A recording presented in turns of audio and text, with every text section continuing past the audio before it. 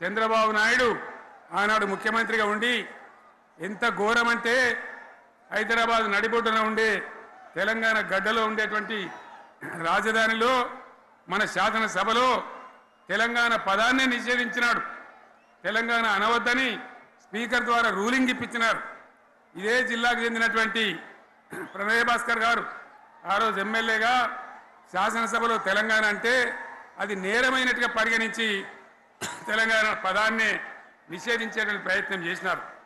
మిత్రులారా, మీకు అందరికీ చరిత్ర తెలుసు. ఆనాడైనా ఏనాడైనా ఈవెన్ ఈనాడైనా తెలంగాణకు విలన్ నంబర్ 1 కాంగ్రెస్ పార్టీ అని మనవి చేస్తా ఉన్నా. మనందరికీ కూడా తెలుసు ఆ విషయం.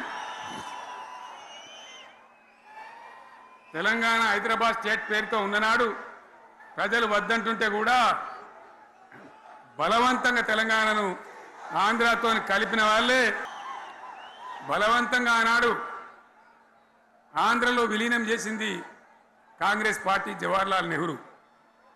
69లో ఉద్యమం వస్తే 400 మంది తెలంగాణ బిడ్డలను పిట్టల్లాగా కాల్చి చంపింది ఇందిరాగాంధీ ప్రభుత్వం, ఆనాడు ఉన్నటువంటి కాంగ్రెస్ పరిపాలన.